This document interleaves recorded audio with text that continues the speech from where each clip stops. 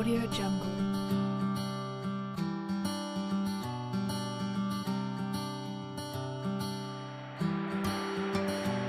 Assalamualaikum warahmatullahi wabarakatuh. Hai teman-teman semua, bagaimana kabarnya? Semoga kita semua dalam keadaan sehat walafiat. Amin ya rabbal alamin. Bertemu kembali dengan saya Aprilia Sirani dengan NIM 202029 dari Prodi Administrasi Pendidikan Fakultas Ilmu Pendidikan Universitas Negeri Padang.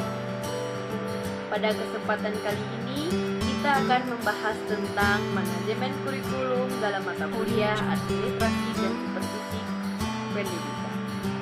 Bidang garapan pertama yaitu administrasi kurikulum.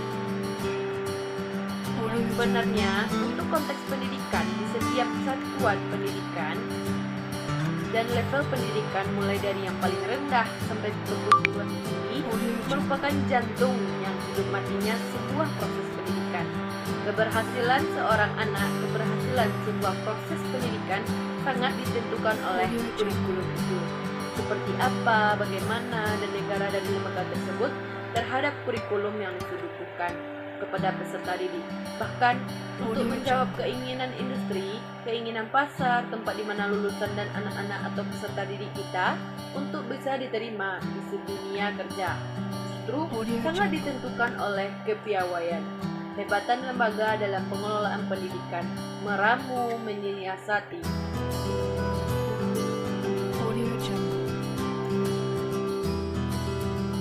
Menyiasati untuk menjawab hasrat dan keinginan industri itu masuk di dalam perencanaan kurikulum di tempat kita. Mudah-mudahan ini menjadi satu pemikiran buat bangsa dan negara, termasuk lembaga satuan pendidikan, apakah di sekolah ataupun di perguruan tinggi. Jangan hanya berasumsi. Misalnya, di perguruan tinggi ada asumsi, kenapa sih jurusan kita diserap sangat sedikit di dunia kerja? Ada apa dengan dunia kerja peserta didik kita yang sudah wisuda, berpikir saya sudah kuliah sekian lama, sudah menimba ilmu sedemikian rupa. Tapi, kenapa sih saya mendapatkan peluang jurusan sulit mendapatkan peluang di dunia kerja? Apalagi untuk perguruan tinggi. Perguruan tinggi tertentu masalah besar sebenarnya, bukan hanya persoalan akademik ataupun persoalan kemampuan si anak, tapi lebih besar sangat ditentukan oleh kurikulum yang ditawarkan, kemudian yang diterima oleh anak dalam setiap proses pendidikan di kelas. Apakah lembaga tersebut, apakah perguruan tinggi tersebut sudah sedemikian rupa menjawab kebutuhan dan keinginan industri atau pasar di mana lulusan akan diterima bekerja. Sekarang kita coba lihat satu persatu. Administrasi kurikulum itu sebenarnya apa? Ada landasan hukum pada Undang-Undang Sisdiknas nomor 20 tahun 2003 yang dijadikan sebagai pedoman, di mana di situ dijelaskan bahwa yang namanya administrasi kurikulum atau kurikulum itu adalah seperangkat rencana atau pengaturan mengenai tujuan, isi, dan bahan pelajaran, serta cara dan strategi yang digunakan oleh lembaga. Lembaga apa? Lembaga pendidikan untuk dijadikan sebagai pedoman bahan proses belajar mengajar, atau istilah dalam undang-undang dijadikan sebagai pedoman bahan proses belajar mengajar, yang mana dalam Sisdiknas adalah KBM, kegiatan belajar mengajar, untuk mencapai suatu tujuan pendidikan. Kita ingat yang kita garis bawahi, seperangkat rencana dan pengaturan mengenai tujuan, isi, bahan pelajaran, dan cara berarti. Intinya apa? Lebih kepada seperangkat rencana dan pengaturan. Jadi, lebih baik kepada bagaimana lembaga pendidikan, bagaimana perguruan tinggi memiliki rencana sedemikian rupa, bagaimana seperangkat rencana yang didesain, strategi dan cara yang digunakan, sehingga itu nanti dibawa ke dalam setiap proses kegiatan belajar mengajar di sebuah kelas.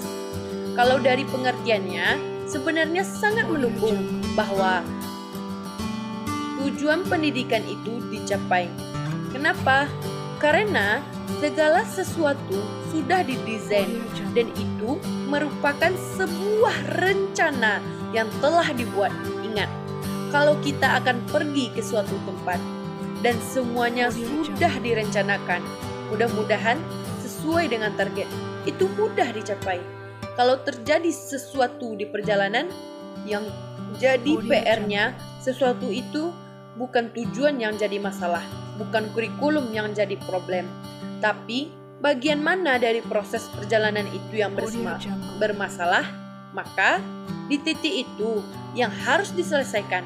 Tapi sampai saat ini yang berkaitan dengan kurikulum, masalahnya sama, akibat kualitas pendidikan yang rendah dari tahun ke tahun. Perubahan kurikulum selalu terjadi.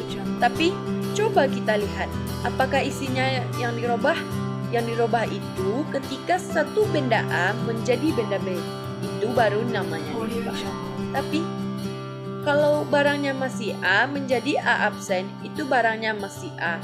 Yang saya khawatirkan, apakah perubahan ini menjadi masalah mengobati penyakitnya kurikulum kita? Penyakitnya apa?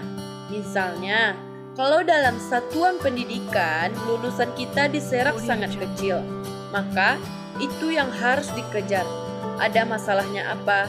Dan barangkali 80% diantaranya disebabkan karena rencana dan seperangkat rencana serta pengaturan dari kurikulum itu untuk sampai ke proses KBN yang belum sesuai dengan keinginan dari industri tempat menyerap lulusan kita di dunia kerja. Lebih jauh ketika kita lihat pengertian dari administrasi kurikulum itu ada dua, yaitu ada arti sempit, ada arti yang lebih luas. Artinya, seperangkat mata pelajaran, seperangkat mata kuliah yang kemudian dibahas, dipelajari oleh peserta didik di dalam kelas.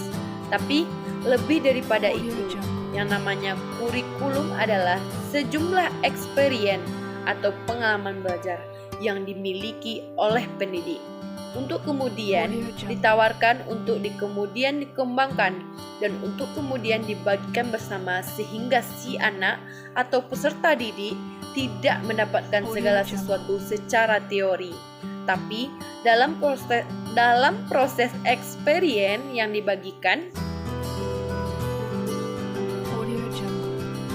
si anak ini atau si guru dan si pendidik, dosen, dan di kelas mereka akan jauh lebih kaya. Itu pengertian dari konsep sempit dan luasnya arti kurikulum. Tapi kita tarik lagi kalau administrasinya. Administrasinya adalah di mana administrasi itu adalah pengaturan. Kalau administrasinya adalah rencana, kalau administrasinya kurikulum adalah proses. Minimalnya ada 4, yaitu planning, organizing, executing, and controlling. Yang pertama yaitu planning. Planning adalah proses perencanaan. Dan yang kedua yaitu organizing. Organizing yaitu proses mengorganisasi atau mengorganisasikan. Yang ketiga yaitu proses pelaksanaan. Dan yang keempat yaitu kontrol terhadap kurikulum di setiap lembaga satuan pendidikan. Apa saja komponennya? Komponen dari kurikulum itu adalah yang pertama jelas kurikulum itu sendiri. Yang kedua adalah tujuannya.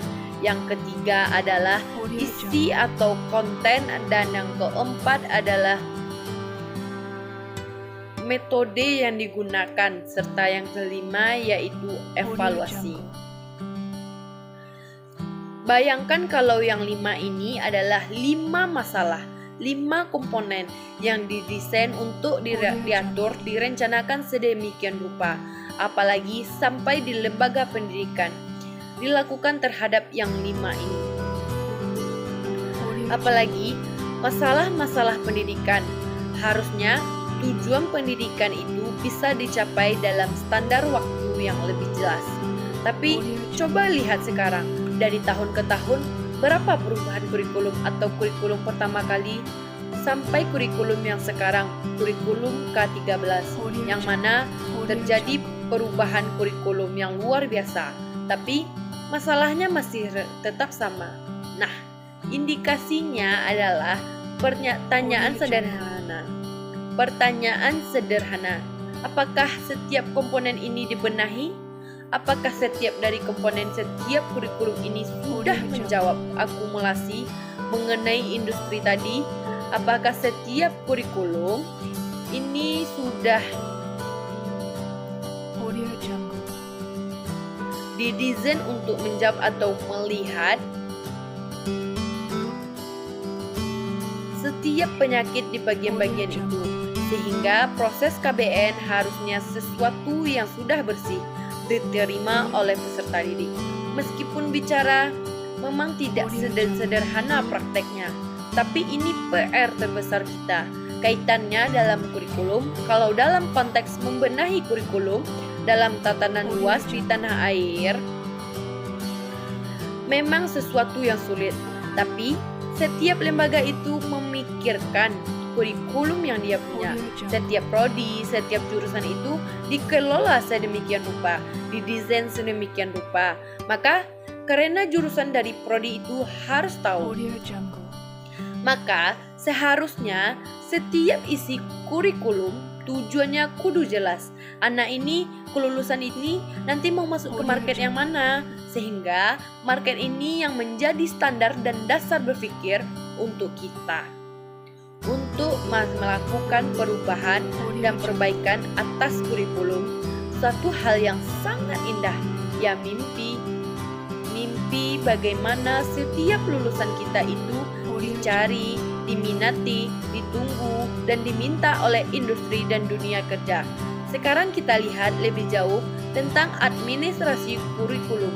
Minimal yang namanya administrasi, dari minggu pertama atau pertemuan awal kita berasumsi dalam konteks yang sama bahwa kegiatan administrasi itu minimal menjalankan fungsi-fungsi manajemen. Minimal fungsi-fungsi manajemen itu ada 4, yaitu planning, organizing, executing, controlling. Sekarang mari kita lihat satu persatu dari yang 4 tersebut. Yang pertama, kita lihat planning atau perencanaan. Perencanaan atas kurikulum. Kurikulum tadi dalam kaitan kalau kita lihat komponennya, mulai dari kurikulum itu sendiri, tujuan, isi, sampai kepada metode komponennya. Yang digunakan perencanaan itu menjabarkan garis, istilahnya kalau di GPP itu menjadi analisis pelajaran, analisis mata pelajaran. Apa yang bisa dilakukan dalam konteks itu dalam perencanaan? Direncanakan sedemikian rupa sehingga apa? Yang namanya kurikulum itu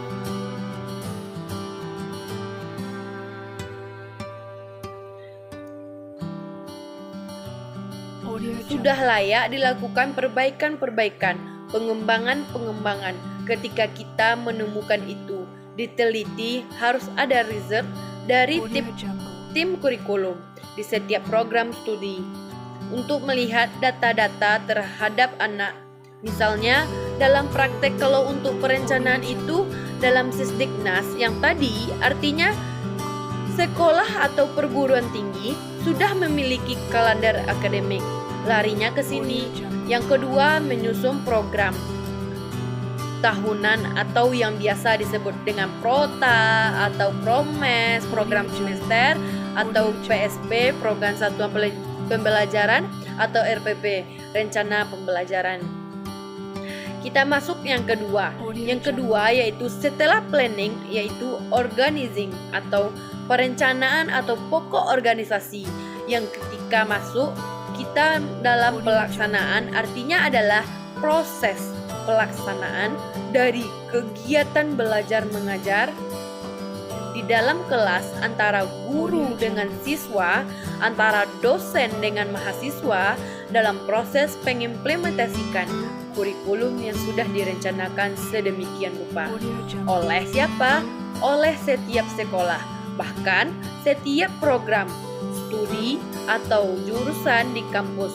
Bagaimana itu kemudian bisa disampaikan kepada anak didik atau peserta didik, sehingga mereka muncullah pemahaman skillful terkait dengan teori-teori tersebut, sehingga mereka memiliki sesuatu yang kita sebut sebagai soft skill ataupun hard skill yang bisa dibawa ke dunia kerja.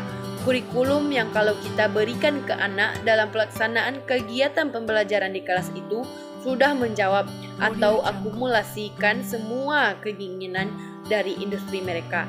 Akan bisa mendapatkan segala sesuatu yang kemudian dikreat menjadikan sebagai suatu keahlian dan pemahaman wajar. Ketika mereka lulus, mereka akan mendapatkan pekerjaan yang sangat gampang karena diperoleh dalam proses pembelajaran yang cukup panjang sesuai dengan harapan dari industri dan dunia kerja tadi. Dan yang ketiga, kita masuk ke yang terakhir, yaitu evaluasi. Evaluasi dalam proses untuk melihat atau mengetahui apakah tujuan itu tercapai atau tidak, atau sejauh mana sih pedoman kerja itu sudah dicapai dalam proses pembelajaran. Kita bisa melihat masalah-masalah apa yang muncul dan timbul sehingga apa tindakan harus dilakukan di kemudian hari. Abaikan tidak dilaksanakan sekali, diabaikan kesibukan dari setiap. Kalau di kampus karena ada dosen, termasuk tim kurikulum itu sendiri adalah dosen yang punya kewajiban di dalam perguruan tinggi, sehingga waktu untuk menuntaskan kulit yang melihat waktu demi waktu dalam proses pengawasan itu menjadi sedikit. Yang penting kan tapi yang melakukan evaluasi. Evaluasi adalah semua yang terlibat, mulai dari pimpinan tertinggi sampai si dosen sebagai ujung tombaknya, kegiatan pembelajaran di kelas ataupun guru ketika ada di kelas. Melalui evaluasi itu kita tahu itu ada sampai level 5. Kita sudah berada sampai level mana? Sampai ke tahap 4 kah, 3 kah, 2 kah, atau sudah sampai mana? Dan sudah sampai di bagian terakhir administrasi kurikulum. Kalau begitu, guru dan dosen punya peranan. Tidak akan munculnya pertanyaan itu dalam pikiran kita masing-masing, termasuk Anda. Tidak peran guru dalam administrasi kurikulum, tidak adanya. Semoga tidak seburuk yang terjadi pada hari ini. Mudah-mudahan semua orang yang terlibat, mulai dari guru termasuk peserta didik, kepala sekolah, kalau di kampus berarti pengambil kebijakannya mulai dari ketua jurusan, dekan, wakil rektor, dan rektor, termasuk semua yang punya pemikiran yang sama untuk terus memajukan, memperbaiki, dan membenahi kurikulum sesuai dengan tuntutan industri, sehingga anak tidak lagi menjadi korban harus menunggu ketika menjadi lulusan atau masuk dalam daftar yang begitu panjang, atau dikategorikan dalam lulusan-lulusan, maaf sebelumnya, lulusan calon pengangguran berikutnya. Baiklah, sekianlah penyampaian hasil analisa dari materi saya sekarang. Saya mohon maaf apabila ada kesalahan. Saya akhiri. Wabillahi taufiq wal hidayah. Wassalamualaikum warahmatullahi wabarakatuh. Sampai bertemu kembali pada video saya berikutnya. Bye bye.